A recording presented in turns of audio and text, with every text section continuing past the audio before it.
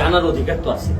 তো জানার অধিকার যদি আপনি মানেন, স্বীকার করেন, তাহলে আপনি কি পান না পান এটা তো বলার দায়িত্ব আপনার আছে। তা আমি এমপি হিসাবে আমাকে এত ভোট দিয়ে মানুষ আনছে, আর সোশ্যাল মিডিয়াতে আমি আগে যেসব কথা বলে আসছি এটার ফলই তো পাইছে হচ্ছে কি এমপি নির্বাচন।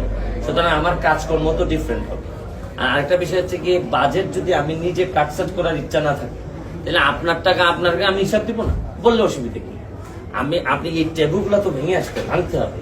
কারণ কোনো জিনিস লুকানোর বিষয়টাই হচ্ছে কি এখানে মাইরা দেওয়ার চিন্তা। আমি এটা পার্সোনালি বিশ্বাস করি।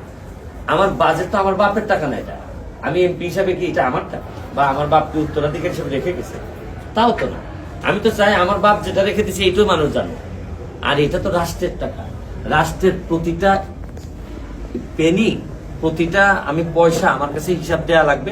এটাই আমার, দেখেন বাংলাদেশটা কত নিচে নেমে গেছে, যে রাষ্ট্রের টাকা আমি একটু হিসাব দিছি যে এইটা আমি পাইছি, এই জন্যই মানুষ কত প্রশংসা করতেছে। অথচ এটা তো আমার স্বাভাবিক দায়িত্ব।